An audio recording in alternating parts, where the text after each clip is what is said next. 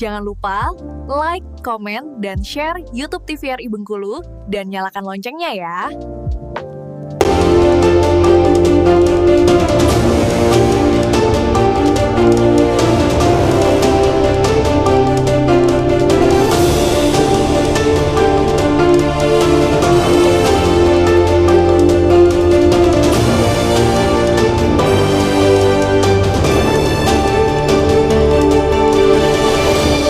Assalamualaikum warahmatullahi wabarakatuh. Halo pemirsa TVRI Bengkulu, apa kabar Anda? Semoga selalu dalam keadaan sehat dan pastinya masih semangat dalam menjalankan aktivitas hingga saat ini. Dan pemirsa TVRI Bengkulu senang sekali kembali tentunya bersama saya Afriko Zuhri menjumpai Anda dalam Berendo TVRI Bengkulu. Nah, kali ini kita akan membahas pastinya tema-tema menarik seputar kegiatan, tentunya kali ini membahas terkait dengan ketahanan pangan. Nah, pemirsa, berkaitan ketahanan pangan, saya akan perkenalkan dulu narasumber yang sudah hadir di studio TVRI Bengkulu. Kali ini pemirsa sudah ada Pak Wandi selaku Ketua Poktan Amanah Sejati. Assalamualaikum, selamat sore. Gimana kabarnya? Alhamdulillah sehat. Alhamdulillah sehat ya. Terima kasih banyak sudah hadir di studio TVRI Bengkulu. Dan pemirsa, selain itu juga sudah hadir di sebelah kami sudah ada Ibu Christina Suwarni selaku Ketua Kelompok Wanita Tani Maju Bersama. Selamat sore Ibu, gimana kabarnya? Puji Tuhan, luar biasa. Luar biasa baik ya. Terima kasih banyak sudah hadir di studio TVRI Bengkulu.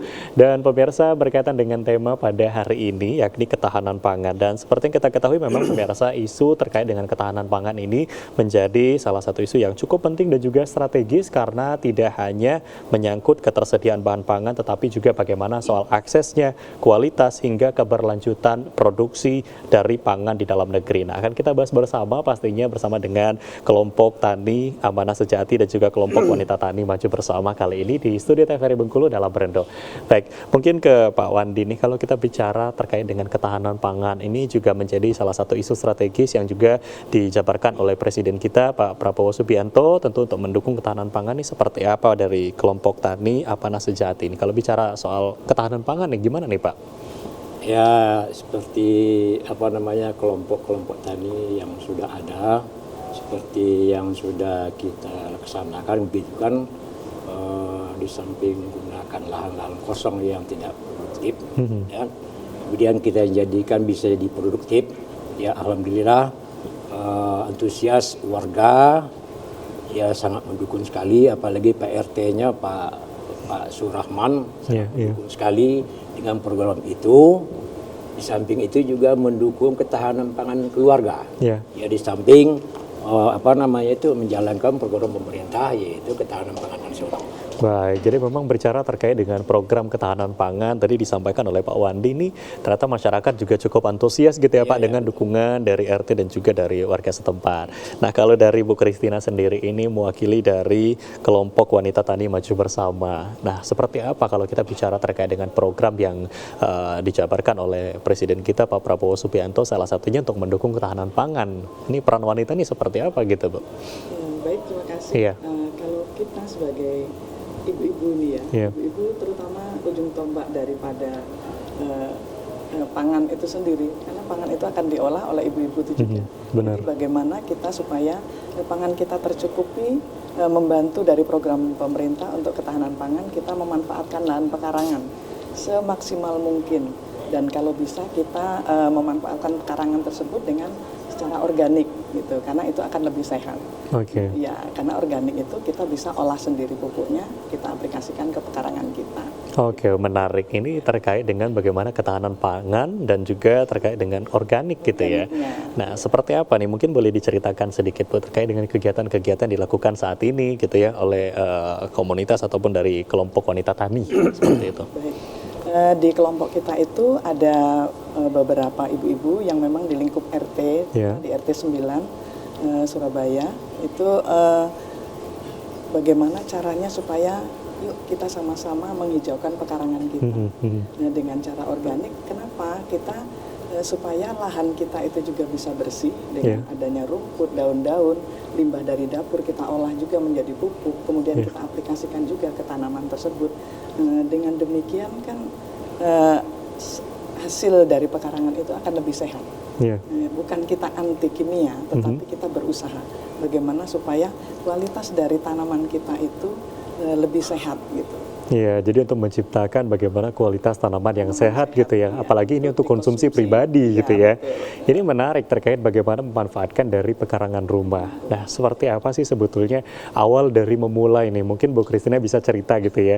Apalagi kan kalau berkaitan dengan masyarakat gitu, warga, terkadang ada masyarakat yang mungkin justru kurang aware gitu terhadap mungkin lingkungannya, atau mungkin apalagi melihat dengan pekarangan rumah sebetulnya yang bisa dimanfaatkan tapi pada akhirnya tidak dimanfaatkan dan lain-lain. Ini seperti apa ceritanya nih, Bu? Begini, saya tinggal di komplek itu dari tahun 98. Iya, iya. Jadi sampai sekarang belum pernah saya membuang sampah itu ke TPA. Jadi sampah organik kita olah sendiri untuk diaplikasikan ke pekarangan kita. Iya, iya. Ya, ada di pekarangan itu ya ada sayur mayur, ada buah, kemudian ada ikan. Dan walaupun kecil pekarangan kita, tapi kita mencoba untuk melengkapi. Karena kita jauh dari pasar ini. Iya, iya, iya. Nah, jadi bagaimana apabila ada tamu, ada keluarga yang datang, kita adalah tambahan dari pekarangan kita, tidak harus ke pasar. Gitu. Oke. Nah, akhirnya ibu-ibu yang tetangga itu tertarik. Gitu. Iya. Saya bilang ya kalau tertarik kita bentuk kelompok. Kenapa? Kelompok itu mempermudah kita. Misalnya kita punya bibit apa, kita bisa berbagi. Jadi tidak harus beli satu bungkus untuk kita sendiri, tetapi satu bungkus bisa kita berbagi dan dengan senang hati mereka menerima gitu. Jadi gimana caranya? Yuk kita sama-sama belajar dengan secara organik. Ibu-ibu juga ternyata pekarangan kita tanamin seperti ini tanpa modal, hanya modal bibit berbagi, pupuk kita produksi sendiri, hasilnya bisa kita nikmati. Sehat pula kan karena secara organik. Luar biasa ya, ini menjadi motivasi untuk kita semua, terutama mungkin pemirsa yang menyaksikan, ternyata memang pekarangan rumah ini bisa dimanfaatkan, apalagi tadi bicara soal sampah organik gitu ya Bu, bisa diolah kembali dan juga bisa dimanfaatkan. Nah, kalau dari Pak Wandi sendiri ini seperti apa Pak dengan program adanya ketahanan pangan sekarang untuk kelompok tani yang sekarang sedang beraktivitas nih, apa saja nih kegiatan-kegiatannya nih Pak? Kelompok tani Amanah Sejati Kota Bengkulu, yaitu yang bertempat di Surabaya Permai RT 10. Ini awal cerita dulu kan karena ada tanah-tanah kosong, barangkali di sini buang sampah banyak, ya kan? Jadi adalah inisiatif dari warga dan disupport oleh PRT-nya Pak Surahman. Dia sangat antusias untuk membersihkan itu. Akhirnya seperti yang dikatakan Ibu tadi, mengumpulkan warga untuk membersihkan lahan-lahan kosong itu, bagaimana caranya supaya bisa produktif. Jadi alhamdulillah dengan bekerja sama dukungan kawan-kawan, alhamdulillah sekarang itu sudah dikatakan sudah berhasil. Seperti tanam awal dulu tanam kangkung, ya kan, kacang panjang, sama timun, sama pare. Sekarang ada tuh kacang tanah sama jagung. Jadi alhamdulillah ya dengan apa adanya kami itu bisa berbuat gitu kan. Kadang-kala kalau kita berbicara masalah modalnya mana, kami tidak bicara itu. Istilah warga itu semangat untuk berbuat. Ya alhamdulillah dengan semangat yang tinggi, support dari kawan-kawan dan juga dari di Bapak RT-nya, juga dari anggota dewannya juga mensupport, seperti Bapak DPRD Kota yaitu Pak Samsul Iwan. Itu dia sangat, itu sebagai pembina kami, dia juga sangat antusias untuk mengembangkan atau memanfaatkan lahan-lahan kosong ini bisa menjadi produktif sekaligus untuk ketahanan pangan nasional sesuai dengan program pemerintah kita. Ya, ini menarik, artinya kita tidak bicara bagaimana modalnya saja gitu ya, bicara soal modal, tetapi juga bagaimana semangat dari masyarakat dan juga warganya. Apalagi tadi untuk bisa memanfaatkan lahan-lahan ini bisa jadi produktif gitu ya Pak. Nah, ini sudah berapa lama Pak untuk kegiatan dilakukan? Kegiatannya itu semenjak 2023. Sejak 2023. Ya sudah ada, merintis ibaratnya itu ya berkembang, akhirnya lahannya dulu itu cuman lahannya 2 kapling, sekarang alhamdulillah sudah mencapai 8 kapling. Wah, luar biasa, sekarang udah 8 kapling ya. 8 kapling, sekitar 2.400 meter. Alhamdulillah sekarang ini ya sesuai dengan yang diinginkan, ya bisa berhasil gitu.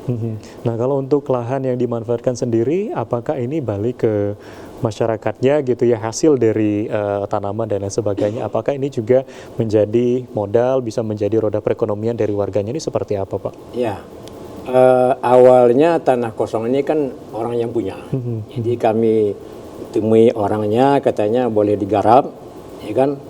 Jadi akhirnya kami garap kan dengan tenaga yang seadanya, juga semangat yang tinggi dari warga kan. Jadi warga juga memang antusias gitu kan, karena ya mengangkat ekonomi keluarga juga. Sebab kami walaupun hasilnya cabai umpamanya kan atau kangkung, warga semuanya menikmati gitu dengan hasil yang itu. Jadi alhamdulillah sampai sekarang ini karena kawan-kawan juga mempunyai tekad yang tinggi, kita apa adanya dengan alat apa adanya kita bisa berbuat ya yang terbaik gitu. Itu hasilnya tadi dijual Pak atau untuk konsumsi pribadi saja? Sebagian konsumsi pribadi, sebagian dijual. Ya itulah untuk modal berikutnya gitu kan, supaya dia bisa berkembang. Jadi memang terus berputar gitu ya, apalagi tadi dimulai sejak tahun 2023 luar biasa dan memang sudah banyak sebenarnya tanaman-tanaman yang sudah dihasilkan gitu ya. Tadi mulai dari jagung, kemudian ada kangkung dan lain sebagainya. Ini menarik, nanti akan kita bahas kembali di segmen selanjutnya. Dan pemirsa TVRI Bengkulu jangan kemana-mana, kami akan kembali pastinya usai jeda pariwara berikut ini, tetaplah di Perindo.